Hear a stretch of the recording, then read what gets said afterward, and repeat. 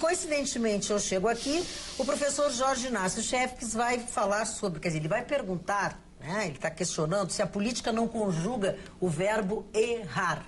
Tem a ver com isso? De certa forma, sim, porque eu não acho que o Mendonça de Barros seja o único otimista. Eu acho que qualquer brasileiro sabe o potencial de crescimento desse país.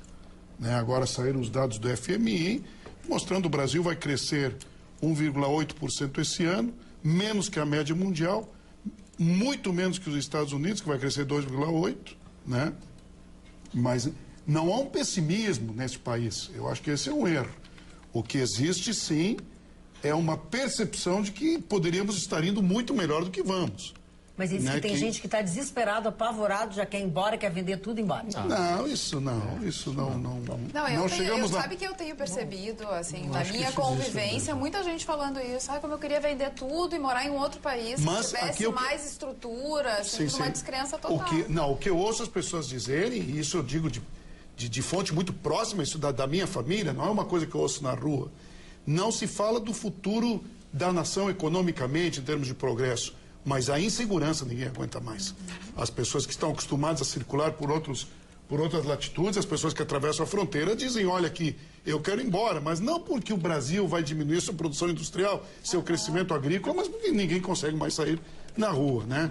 E voltando à questão, né? A indagação, né? Porque a gente vê cotidianamente pessoas de partidos políticos, o caso desta semana, não é? É o deputado André Vargas, o vice-presidente da Câmara de Deputados, que foi flagrado numa situação absolutamente delinquencial, com o doleiro e o CEF, enfim. Mas o que eu não entendo é por que os partidos políticos, quando se defrontam em sua, vamos assim, em sua militância, em suas entranhas, com situações de corrupção, por que negam isto, né?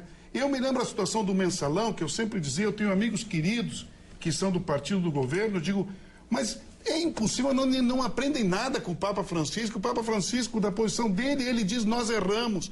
Ele fala do Banco do Vaticano, ele fala da questão da pedofilia. Ele não acha que a estrutura da Igreja Católica vai sucumbir por reconhecer que há problemas em pessoas. Mas não. Aqui os partidos políticos saem em defesa, dizem, não, isso é coisa da oposição, isso é da oposição, não, isso é coisa da situação, isso é coisa do Congresso, isso é jogo político, se tem CPI, não tem CPI. Mas o que os partidos políticos querem? Que haja um grupo de pessoas onde não ocorram distorções, corrupções, mentiras, traições. É óbvio que essas coisas vão existir. E o que eu estou dizendo assim, por que não conjuga um verbo errar? Por que tem que sair, inclusive, ex-presidente da República, a dizer assim, nós temos que impedir que isso venha à tona? Não, temos que forçar que a verdade sempre venha à tona. Né? E eu acho que vão trazer... Isto vai provocar muito mais respeito por parte da população. Né? Poder... Assim, eu erro, tu erras, ele erra. Eu disse assim, por que nós não conjugamos mais o verbo errar dentro da política brasileira? Não há problema nenhum. Nenhum de nós é santo. Nós só queremos que aqueles que estão em cargos eletivos ou no executivo, em cargos de confiança, possam dizer, eu errei, eu lamento, eu errei. Nós achamos que distribuir verbas dentro do Congresso seria uma maneira de conseguirmos a maioria e assim poder fazer o nosso projeto de governo. Não tem problema, o problema é não admitir o erro, negar, sempre todas as evidências. Isto está exasperando a população brasileira. Uma descrença em relação, aí sim, em relação ao futuro, por exemplo, não é? Corrompemos toda a rede social do país dessa maneira. Temos que aceitar que somos humanos e, como tal, erramos. Pessoalmente, erramos em grupo, não é? Porque agora a situação é a seguinte, quando se discute, estão roubando, mas não, isso começou antes, sempre se roubou. E vamos à Petrobras. Não, mas tem o metrô de vocês. Eu sei que tem tudo isso, mas o que estão fazendo conosco? Com o cidadão, com o contribuinte, o que estão fazendo? A discussão agora na CPI é a seguinte, vamos ver quem é que roubou mais nesse país? Então as pessoas querem ir embora, não é porque o país vai mal, as perspectivas do Brasil são maravilhosas, se for bem conduzido, se as pessoas que estão no poder tiverem a dignidade de se mostrar falíveis, se mostrarem humanos, poder fazer um pedido de desculpas, às vezes, como acontece na Europa, e em algumas situações em que ministros de Estado, pessoas que respondem por responsabilidades enormes, dizem assim, olha, eu errei, o meu cargo está à disposição. Às vezes, o principal mandatário aceita esse pedido ou não.